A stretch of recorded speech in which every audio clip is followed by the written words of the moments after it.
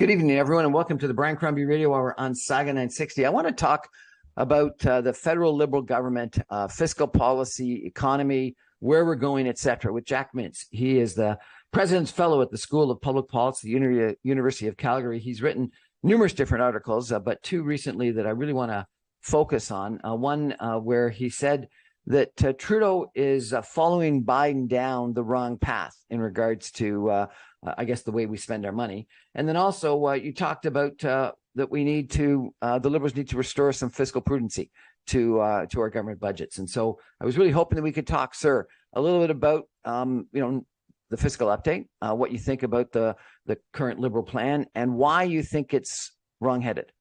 Jack Mintz, welcome to the show, sir. Thank you very much. Well, I think it's wrongheaded because I think it's, although it didn't have a lot of measures in it, it was more of a statement about the current fiscal position of the federal government. But it did include, the amount of spending that it was going to do in the new, in the economic statement, which was about $6.1 billion of new spending.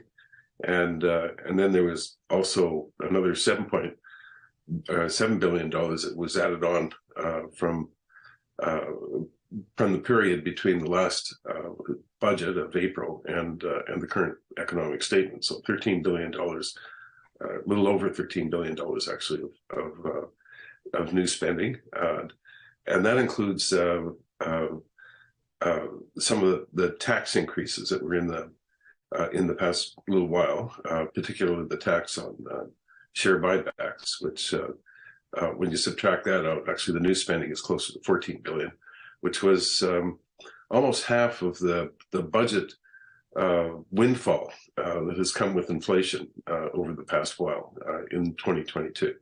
And so the government has sort of used half the money of that windfall to reduce the debt or deficit. I shouldn't say reduce the debt because the debt still keeps growing, but it's used the other half to spend. And you know that there's a whole bunch of demands that are on the federal government to go out and spend money on dental care to make the NDP happy. There's going to be demand for more defense spending to make the United States happy. And of course, there's huge pressure on the federal government to spend a lot more money on climate subsidies because the Americans have gone the route of avoiding carbon taxation and carbon pricing. What they're doing is they're throwing a lot of money in fact, $500 billion worth of money to support climate change investments, whether it's, electric vehicles or charging stations or other types of technologies like carbon capture, utilization, and storage. And in fact, they're so attractive that many Canadian businesses are going to find it better to go to the United States to set up their various businesses rather than staying in Canada. So there's going to be an immense amount of pressure on the Canadian government to deal with a competitive challenge at this time. So we're going to have to match those subsidies, you think? Well, I don't think matching subsidies is the best thing. I think maybe we need to start talking about international coordination on policy because the subsidy games and competition is always a bad thing. Governments do it all the time. We've seen it with film tax credits. We've seen it with a number of other things. And then, of course, the people that really benefit most are the people that the business people that line their pockets with all these subsidies. And it becomes a game, to try to match everybody else's subsidy. And then what happens, you have a very serious issue. And the only way to get over subsidy competition is for governments to get together and try to stop it. And this is, I think this is going to be an issue that we're going to have to start getting our hands into a lot more quickly with regard to climate policies, particularly because of the route that a number of countries are doing to subsidize a huge amount of things, which is, of course, ends up being a competition amongst each other, and of course makes the manufacturers the true beneficiaries at a huge tax cost to the rest of the public. But sir, I actually probably misspoke when I said that you thought the fiscal update was wrongheaded. You actually said it follows Biden down the path to economic ruin. Do you really think we're headed toward economic ruin with these policies? Well, as you know, titles are never selected by the author of an op-ed. It's the editorial staff that do that. I'm not. If you notice my article, I never said it was going to go to economic ruin, but you have to look at the what's happened to the United States over the past while. We have seen now the U.S. Has gone through huge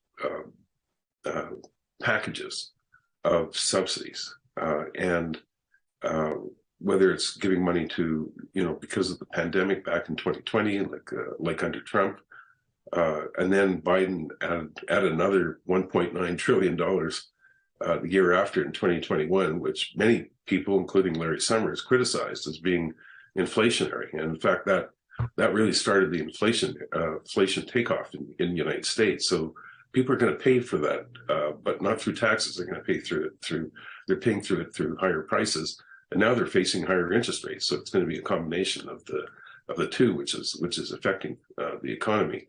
At the same time, Biden is using industrial policy, which has not been particularly that popular in the United States over the years, but to reshape the semiconductor business, which is now finding they have excess number of chips now. That's kind of an interesting aspect to it. Now here the American government's throwing money into chip manufacturing when now there's an excess number of chips available. And I know that's for gaining technology, and then large subsidies towards climate change, wind, solar, you name it.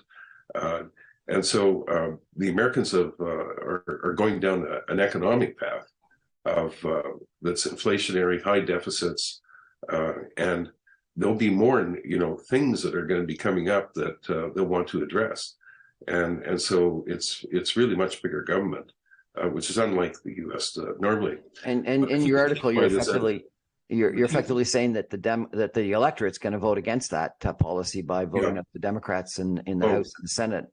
Yeah, and that's what I was going to say. If when you look at the polls suggest that the Democrats could be in for a real shellacking this next week. We'll see.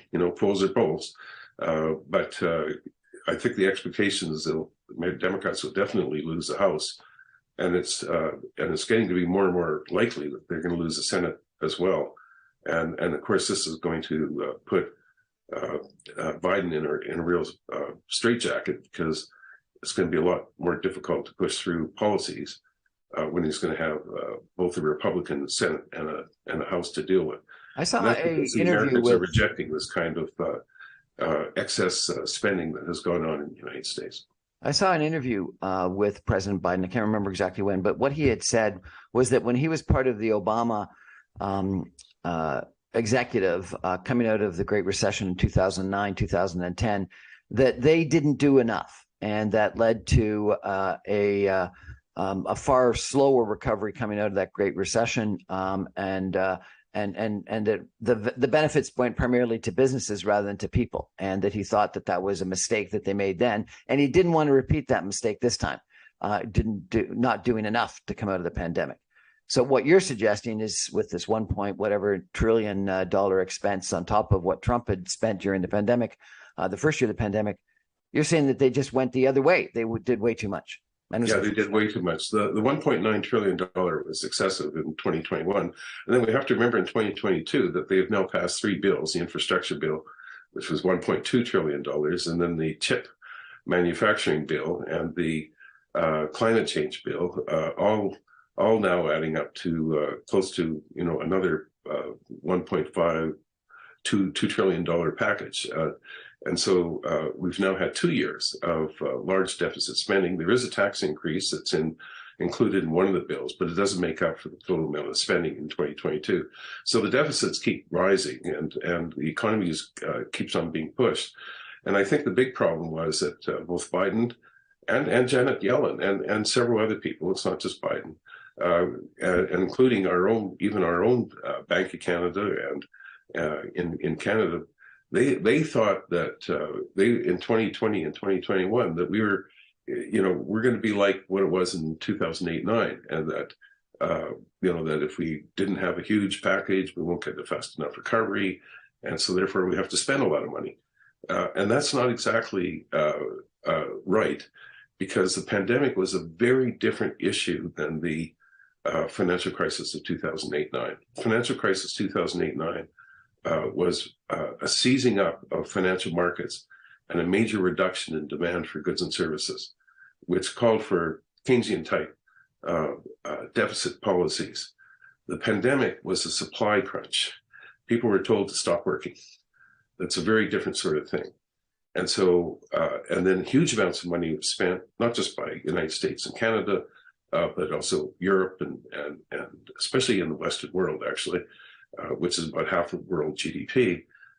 They really pumped up their economies in 20 and 21, although not all countries were the same. I mean, United States and Canada spent more as a share of GDP than any other Western country in winding up the economy during the 2020 pandemic. And then the Americans just added more to it in 2021. We did as well. I mean, we had a federal government spent more money in 2021.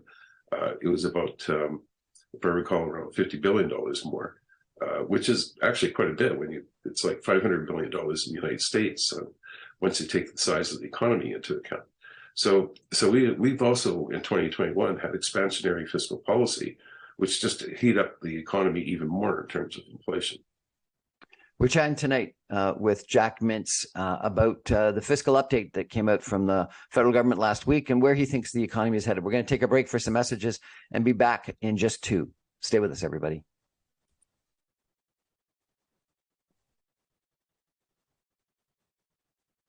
Welcome back to the Brian Crombie Radio Hour on Saga 960. My guest tonight is Jack Mintz. He is at the University of Calgary School of Public Policy. He is a frequent commentator in the National Post and the Financial Post and numerous other places on issues regarding public policy, particularly from an economic and public policy standpoint.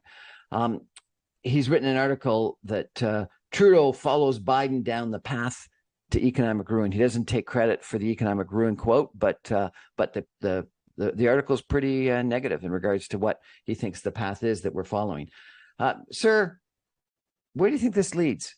You know, if you're right that we're spending $14 billion more than you would argue we needed, because this was a sort of a windfall gain of $30 billion that we got from inflationary increases, and we should have, I guess you're saying, pocketed it and used it to pay down the deficit. And we're spending $14 billion that we don't need, and we're already in an inflationary environment, and we had a deficit to start with. Logically, the implication of that would mean that the Bank of Canada is going to have to increase interest rates even more than they otherwise would have if we hadn't spent that $14 billion, because it's going to be inflationary, and they're going to have to combat that inflationary nature. And so therefore, everyone's going to be paying more on their mortgages, and everyone's going to have to incur more of a potential recession. And so therefore, don't we just add even more volatility? The up is better and the down is worse, no? Yes, I think that's the point I was really trying to make here, or at least I was laying out, was that it's very important for monetary and fiscal policy to be coordinated with each other. And if you have a monetary policy which is raising interest rates, trying to slow down demand in the economy, while at the same time fiscal policy is pushing up demand in the economy, then what you're doing is you're actually making it much harder for the Bank of Canada to deal with inflation. And so they will raise interest rates higher as a result.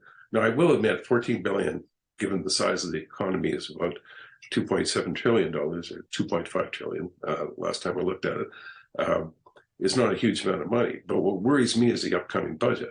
I mean, this was just an economic statement. So there was a little bit of spending that was in it, plus some of the other spending that was introduced since the last budget. But what's going to happen this coming budget? I mean, provinces want more money spent on healthcare. The government's going to be putting more money into dental care. There's going to be more money, I'm sure, going to go into climate change, et cetera, et cetera. There's huge demands that on the federal government to spend more money. And if that's the case, we could have fiscal policy that's not being coordinated with monetary policy, and fiscal policy making the Bank of Canada's job that much harder. I interviewed an economist at a think tank in Ottawa who commented back last spring on the budget that he thought that the budget was had a deficit that was too high back in the spring.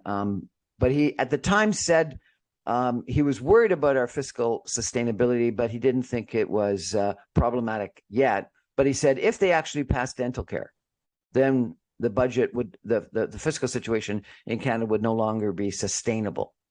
And that was just one issue. And he said, but he didn't think it'll ever get passed because they'll realize that it'll create too much of a drag on the federal budget for too long. What do you think?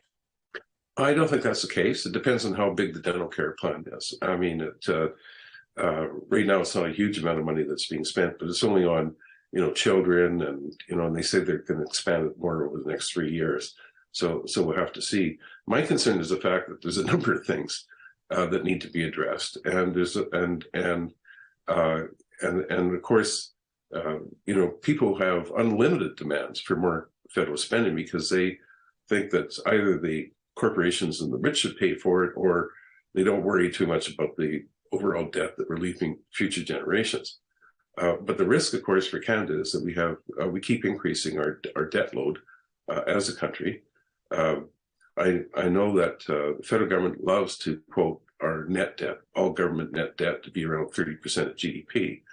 But that is, but there's a real flaw in our net debt numbers, in that we include all the net assets of Canada Pension Plan and the Quebec Caisse de Depot and some of the employer plans, but we don't include the future liabilities that have to be paid, with those net assets that are now being collected. So the Canada Pension Plan now has over $550 billion in net assets. The case has another $300 to $400 billion. As a share of Canada's GDP, that's about 30%. And if you include all the future pensions that are going to have to be paid out of those two plans, they're probably, maybe they're balanced. We'll assume it's balanced, roughly, because that's most of the assessments are of that type. So in that case, there really are no net assets there, as long as the governments pay out the pensions as they promise to their electeds. And if that's the case, then when you're looking actually at our net debt in Canada, it's not 30%. It's more like 60 or 70%, which is starting to get closer and closer to the 1993 number, when Canada got into financial difficulty and had trouble selling debt. And this is the point where we may run another recession in the next 2 years, especially with these Bank of Canada interest rate hikes. The governments will then start getting into deficit again, and they're going to let their debt GDP ratio rise again, and the debt burden will rise again. And then there's going to be a point where international lenders are going to say, you know what, we're not sure whether the Canadian government has a fiscal plan that's going to make sure this debt's going to get paid back. And that's the risk that you start running, and the interest rates start rising. And of course, they start chewing up more and more of the federal budget as a result. At that time in the early 1990s, wasn't there an issue of people were saying that the Canadian currency could become a peso a crisis like, and I think the currency was under attack. And Martin really came in, obviously, with the help of Chrétien, the prime minister at the time, and changed the budget fairly dramatically. Is that what you think is called for today? No, I don't think we're at that point yet, but I think we need to start taking a lot tighter view of our budget. And for example, we had this big windfall this past year with inflation, which led to a lot of tax revenue coming into the federal government. And in fact, once you subtract off the extra public debt charges that the federal government had to pay because of higher interest rates, there was still a net windfall of $30 billion. I would have put it all into debt reduction right now. Why? Because we may end up running a recession in a couple of years' time, and our debt's going to end up going rise again. And the federal government's fiscal anchor right now is a very weak fiscal anchor. It's to keep the debt. They argue they won't let debt rise faster than GDP, so the debt GDP ratio will continue to fall, or at least that's what they hope. Well, they said that before 2020, when the debt GDP ratio, federal debt GDP ratio, was 30%. Now it's 45%. And that's basically my bet, where they're going to end up accepting as a level for the federal debt. And I won't be surprised that once we have a recession, they're going to run another big deficit, and the debt GDP ratio will go up another several points, maybe to 50, maybe to 60. I don't know, but whatever it's going to be, we're going to keep gyrating up the debt problem until we get into the peso problem that we faced back in the early 90s. In fact, what happened is that the federal government was having trouble selling their bonds to the international market, and they almost had to go to the IMF and ask the IMF to buy the bonds for them. And that's only a weak currency that ever does that. Can you have a very different fiscal strategy in Canada than the United States? If Biden is doing the same thing effectively, can we have a different strategy here? Yes, I think we can. In fact, we've had a different strategy over the past 30 years. Ever since the mid-90s, when both federal and provincial governments, finally dealt with the accumulated deficits that we've had before that, both at the federal and provincial levels, which really did get out of whack, even relative to the United States. And so we really took the bull by the horns, and we ran for almost 13 years. Well, actually even longer. 13 years until the financial crisis. We ran surpluses in Canada, which was remarkable. I think it was from 1997 to 2007, year after year, surpluses, which the United States didn't do at that time. If you remember, Bush was very busy cutting taxes and creating bigger deficits during the first decade of the century, et cetera. And so, we did follow a different course. It led to a stronger Canadian dollar. That improved the purchasing power of Canadians abroad. So when we traveled abroad, it wasn't as expensive. We could buy goods that were cheaper from abroad because we had a stronger dollar. In fact, our incomes could stretch more from an international viewpoint. And actually our productivity went up during that period. So there was a lot of good fiscal policy that both federal and provincial governments undertook in that period. But we've been reversing that since 2015. We started off saying at the federal level, the Trudeau government said we won't run a deficit more than $10 billion in 2015. Their first budget was an $18 billion deficit. So they broke right away their first promise.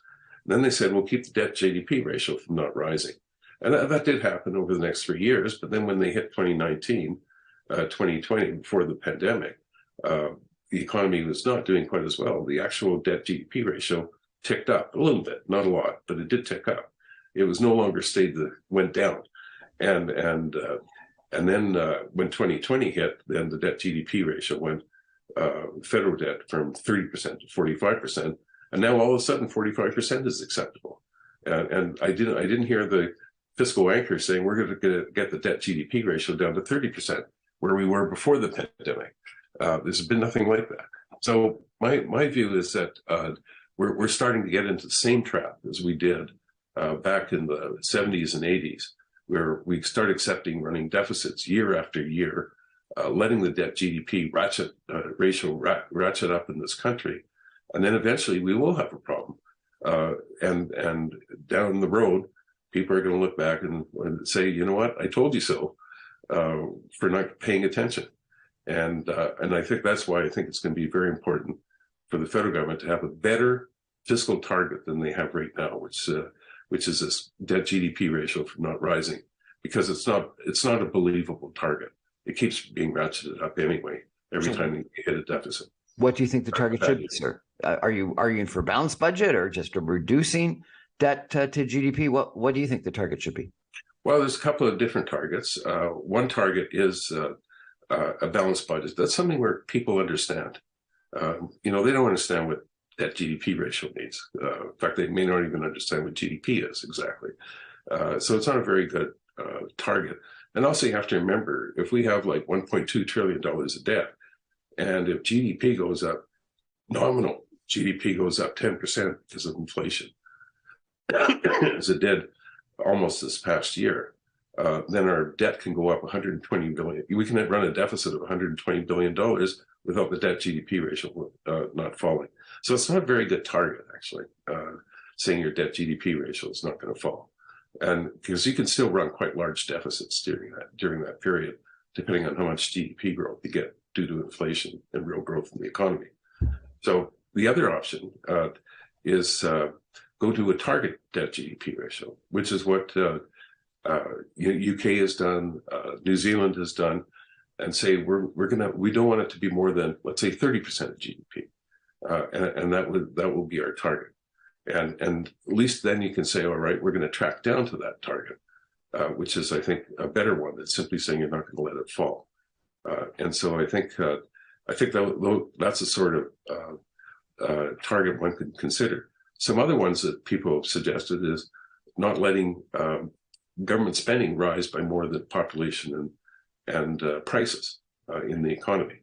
So if your population growth is, let's say, 1% and inflation is 2%, then government spending shouldn't rise by more than 3%. That would keep real government spending constant. And some of the provinces have adopted that policy over the years in some of the U.S. states. And so that's another policy that one can consider, because that's really trying to say we don't want to let government get too large relative to the size of the economy. In companies, people will look at debt to total assets, but really the key one is, can you afford to pay your interest bill? And so therefore it's going to be, fixed charge ratios and things like that. Is there a comparable way that we can look at what our interest charge is? Because I understand that interest actually could be comparable to our health spending. So the interest charge, particularly as interest rates going up, could end up being huge. Right. Well, actually, that's another target that, in fact, David Dodge has suggested, former governor of the Bank of Canada, that we should try not to let our interest as a share of government revenues go up beyond a certain level, let's say like 9% or 10%.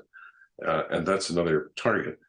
Interestingly enough, I have a colleague of mine, Bev Dalby, from Alberta, who has recently written a paper that looks at balanced budgets, keeping the debt GDP ratio not rising, and keeping interest as a share of revenues from having some sort of target level for that. He actually found that the best one actually is a balanced budget, in terms of really we're tracking down debt over time, given some of the risks that economies face. The worst one actually was saying your debt isn't going to fall relative to GDP, or isn't going to rise relative to GDP. That was actually the weakest of all the kind of targets that one could use, which is what the government is currently using. So we're using the worst target of all right now. But balanced budget, is that something that he'd be recommending for next year or this year? I think it's something that you have to go towards. I mean, I was at Department of Finance in 1996 when, the year before, in the federal government and Paul Martin said we're going to balance the budget, and as you said, with the Prime Minister's total support, Chrétien played a very important role in supporting Martin in that objective. But he didn't say we're going to balance the budget next year. He said we're going to work towards a balanced budget. So then he would then come up with a target deficit, saying next year we won't let the deficit be more than $40 billion that year. And in fact, he often picked a target that he thought for sure he would likely make unless it was something really bad that happened to the economy. And so he actually created a lot of confidence, because before he took over as finance minister, and I do remember this very well, and this happened during the Mulroney years and the Trudeau years, Pierre Elliott Trudeau years earlier, is that the Department of Finance said we're not going to, the debt GDP ratio is going to rise over the next couple of years, but after that it's going to turn down, and we'll start getting it to be reduced. But every budget that came out ended up having a higher debt GDP ratio, and a longer time was going to take before it started falling. In fact, the Department of Finance was losing a lot of credibility during that period.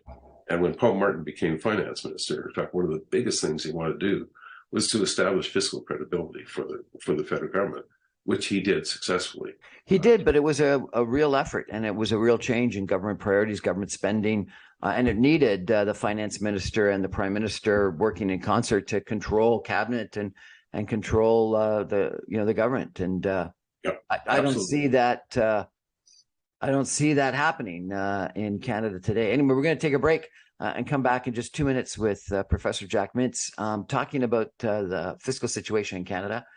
And I'm going to ask him next, if he's right that we're going to potentially be facing economic fiscal ruin, and we don't change our current strategies, where could that lead us? Stay with us, everybody.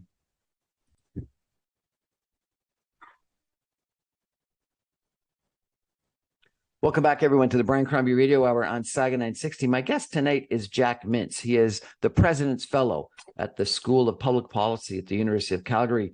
He is a frequent commentator in the Financial Post, National Post, where I read him. He is also a commentator on lots of other publications, and he's been really quite critical of the current federal government strategy in regards to our fiscal situation, that we're spending too much money, that our deficit's too high, that our debt is growing.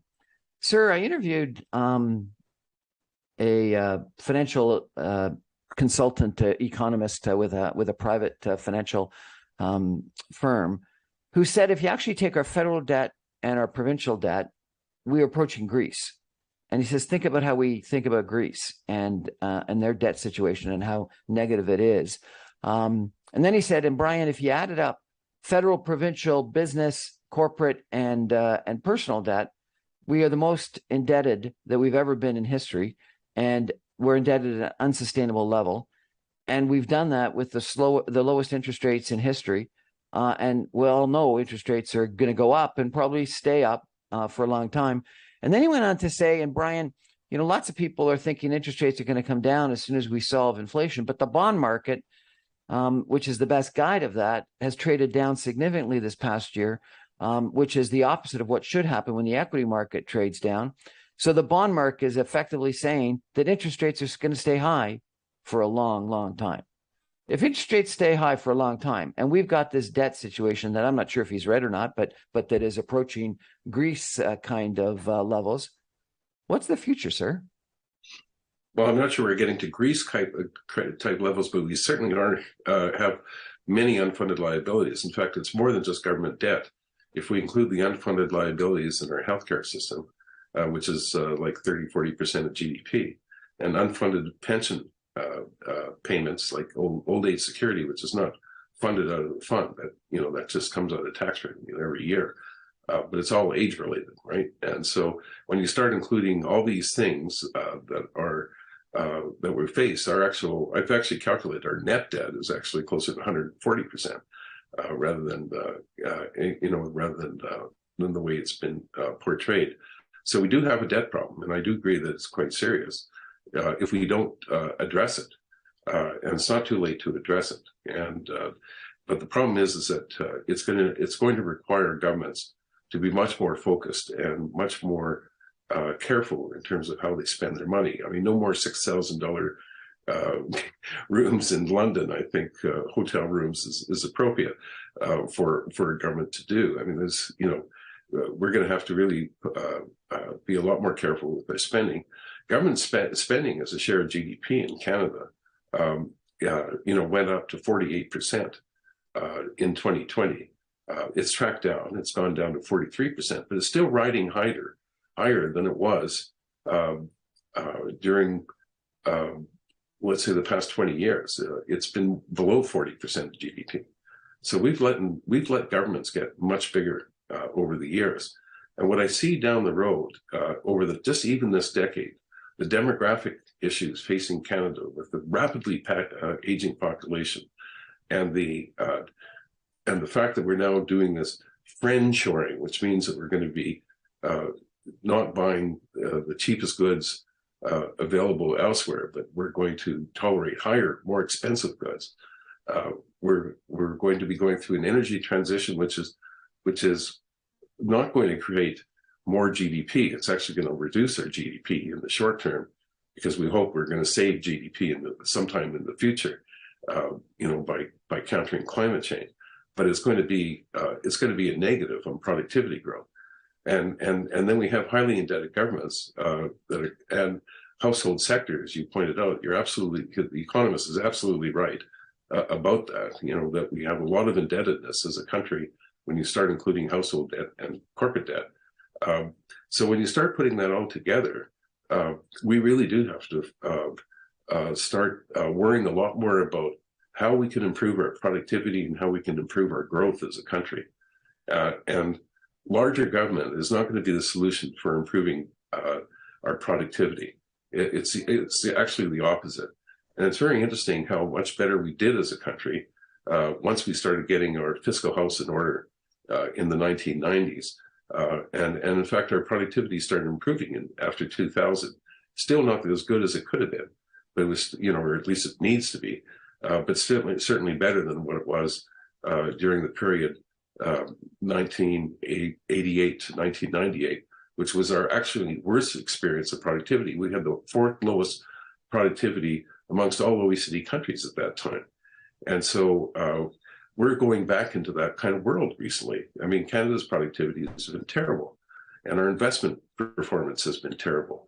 And we need governments to be more worried about how to strengthen the private sector, to get the private sector moving, which is not going to be through government subsidies, but by governments getting out of the way of the private sector to let them find the most innovative and best products available for the world to buy. And Canadian private sector has been very successful. And I think we need to inject more entrepreneurial spirit in this country.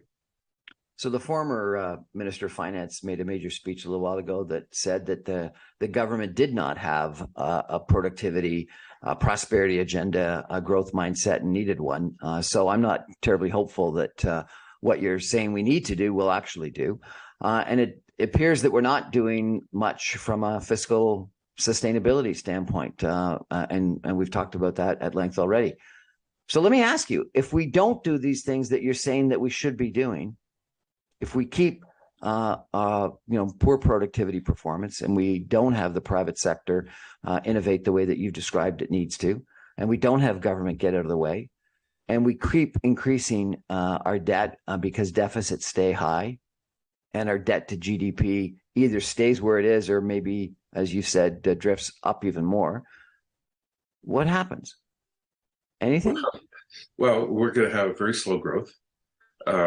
In fact, we're already predicting slow growth over the next 7 years, according to even the economic statement that came out. 7.7%, which is even lower than what our long-run average has been, which is not the greatest amongst countries, but been 1%.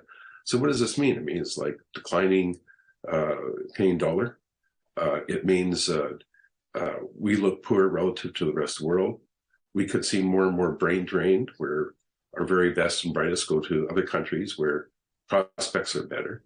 And so that's why some of the issues that we saw develop in Canada during the 80s and 90s, because of very bad fiscal policy for 20, 30 years, could come back to us.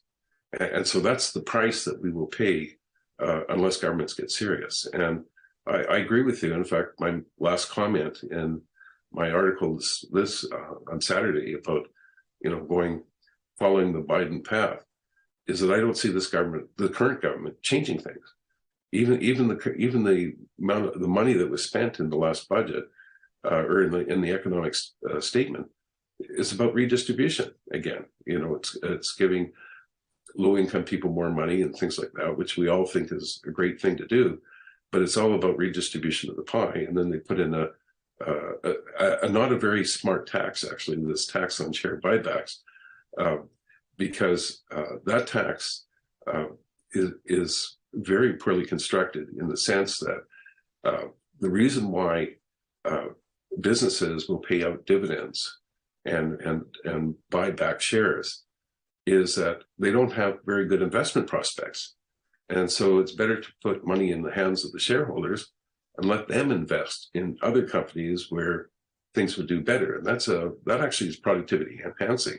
The tax on share buybacks, which will be partly escaped anyway, because companies will then just do special dividends and other types of payments to shareholders. It's actually the wrong thing in terms of productivity. And the government argues, well, this is going to encourage businesses to invest more. Well, that is the biggest pile of crap I've heard in years. And because businesses are not going to go out and invest more because you're going to tax them more. Yeah, they're going to go out and invest more if they feel that the prospects are good. And obviously, one of the things that's happened in the energy industry, but not just energy, it's happened in some of the other, in a number of sectors, including manufacturing, is that businesses don't see a lot of good prospects right now for investment. And what do we look at down the road? We're looking at higher interest rates, rising taxes if governments don't deal with their fiscal indebtedness, et cetera. And so it's sapping out of confidence out of the private sector. And what we need are policies that are going to create confidence in the private sector. I don't understand the philosophy behind thinking that giving money back to shareholders so that they can do what they feel they want to do with it is bad.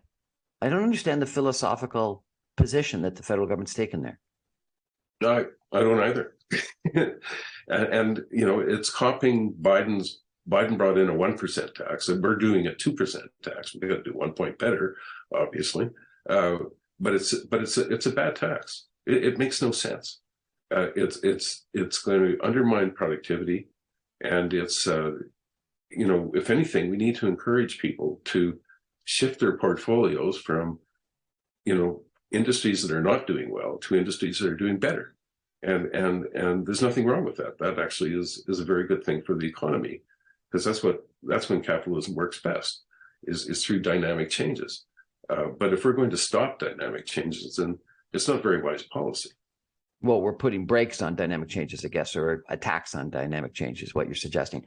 I got to ask you, as we talk about tax, I had one economist tell me that the stupidest thing that ever we have done fiscally is take 2 points off the GST because it created the debt situation that we have. And then I had a politician say the smartest thing Stephen Harper did is cut 2 points off the GST, because what it did is it meant that government could never grow as big as it otherwise would have. What's your opinion on the GST cut?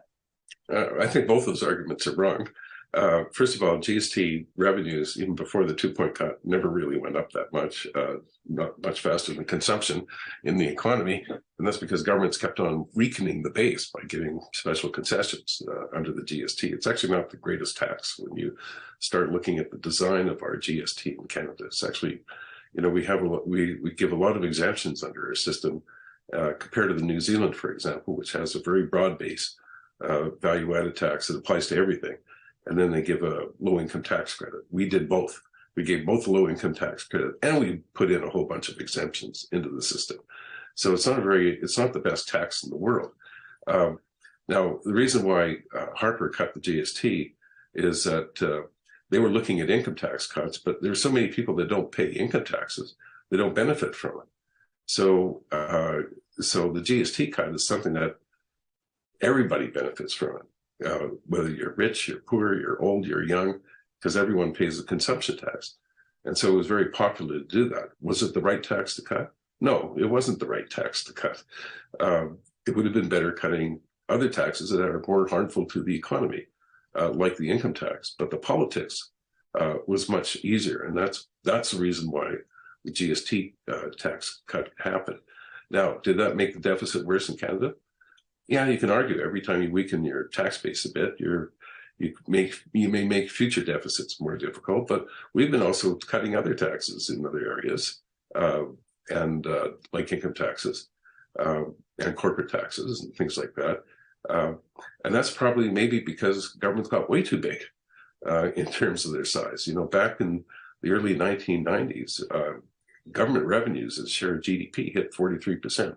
We're almost back to that now, but we're not quite there. But we're almost back to it. And yet, if you go back to the 1960s, government revenues as share of GDP was 30%.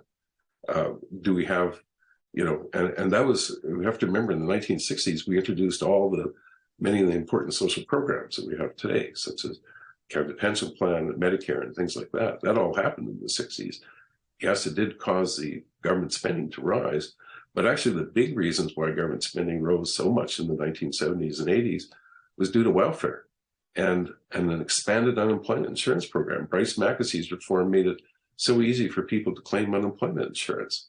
And we've gone back to that recently. So, in fact, and we brought in regional development programs and more industrial policy, which is now we're starting to see more industrial policy and subsidies to businesses. So we're starting to repeat all those same mistakes of the 1970s and 80s in terms of our government spending. And so it's not the GST cut that was the problem. It's government spending that's the problem. Well, I got to ask you how we got into this situation, but we're going to take a break while you think about that. Because, you said you were at the Department of Finance. There's a lot of smart people in Ottawa. There's a lot of smart think tanks. There's people like yourself that commentate on a regular basis. Seems like we've gotten a lot of things wrong. And I want to ask you how and why we did that. Our guest tonight is Jack Mintz. We're going to take a break for 2 minutes and come back with some concluding comments. Stay with us, everybody.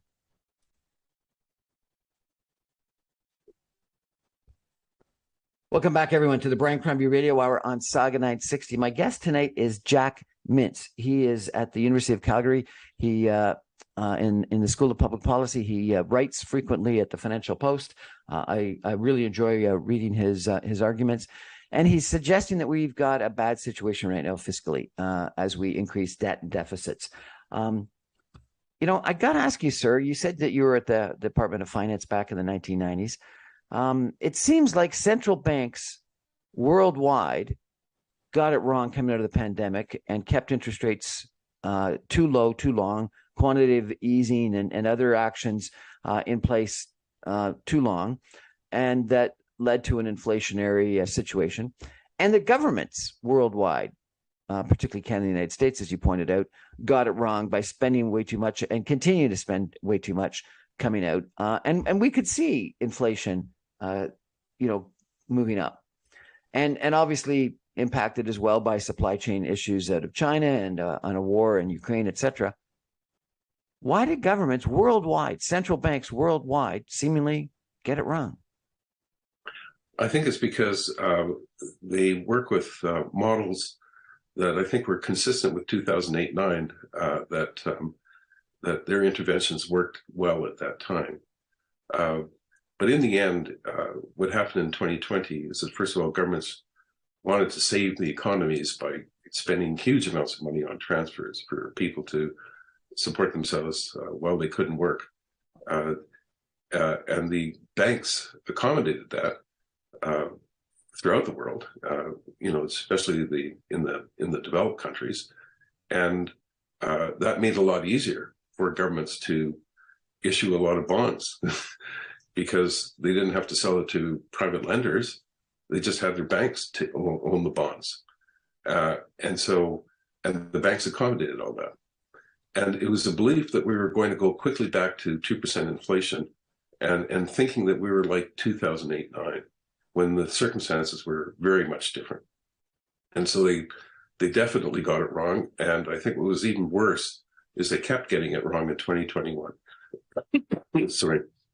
And so I think, excuse me, I'm cold still. And 2021, I think, was really when they made incredibly bad decisions because they held back raising interest rates. Now, the Bank of Canada has been a bit better than some of the other central banks, especially the Federal Reserve, by reacting a bit sooner.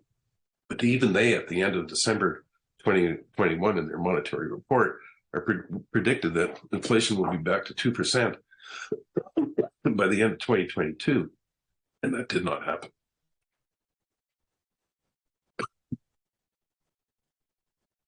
Professor Mintz, I got to ask you one last question, if I could. There was a really interesting article in the Globe and Mail last week that suggested that historically the Liberal Party had a combination of people that were socially progressive as well as people that were fiscally conservative, more business oriented, and use the example of Paul Martin, John Turner, and people like that that sort of counterbalanced the Pierre Trudeau and the Jean Chrétien more progressive attitudes, suggesting that today they don't have that there's not that business orientation in the Liberal Party structure. You've described what needs to happen, and that we're both worried that it's not happening. Do you think it's because they don't have those people within the Liberal cabinet in Ottawa?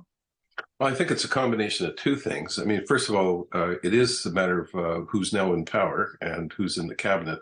When you go back to the 1990s, you had quite a number of ministers that I would call were fiscally attuned, if not conservative. And that included not just Paul Martin, but you had people like John Manley and Doug Young. And I can go through several names of people that were, had very strong understanding about economics and finance.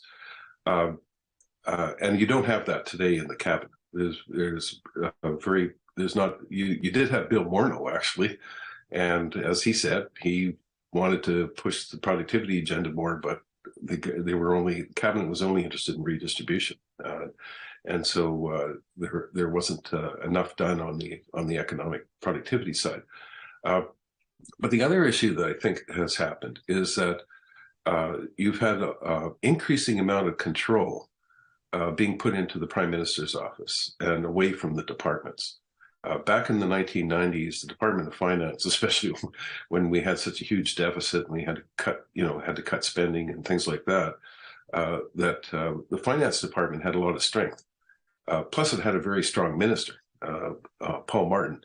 And of course, when Harper got into government, people used to accuse Harper of centralizing power, but he was just continuing a trend that was happening throughout the years.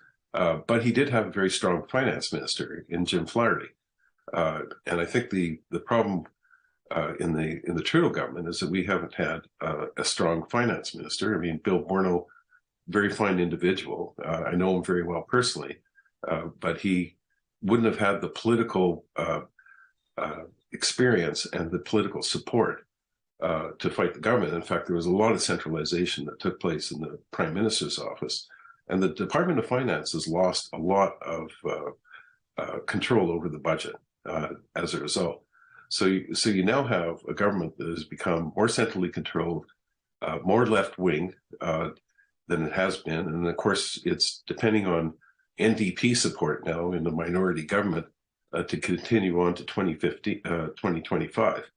And so you have a whole combination of things that are leading to a government that is much more left-wing, less concerned about fiscal issues, and a much weaker Department of Finance as a central agency than what it was in the 1990s. I want to thank you very much, Jack Mintz, professor, University of Calgary, for joining us today. I really appreciate your articles. I enjoy reading them, and I really appreciate your comments today.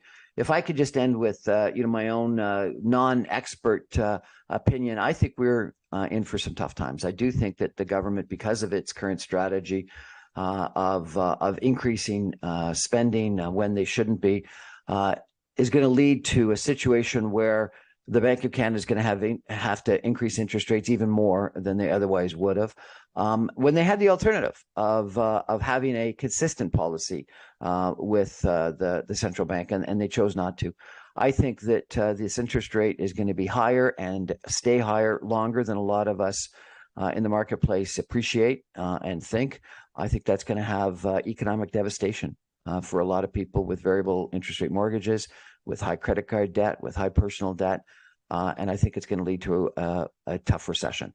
And so I am firmly of the belief that people should be listening to Jack Mintz, and we need fiscal sustainability, fiscal prudence. And I think we should have an objective of a balanced budget, not next year, not the year after, but some time in the future. I am a Keynesian economist, and I firmly believe in deficit spending when it's right. But to bring the debt in line, by definition, you got to have surpluses at some point in time in the future. So I don't think you got to have a balanced budget forever, but I think you got to have some prudence to at least bring debt down, if not to bring it to more in line.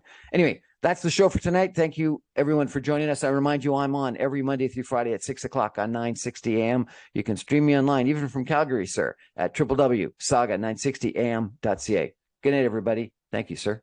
Thank you.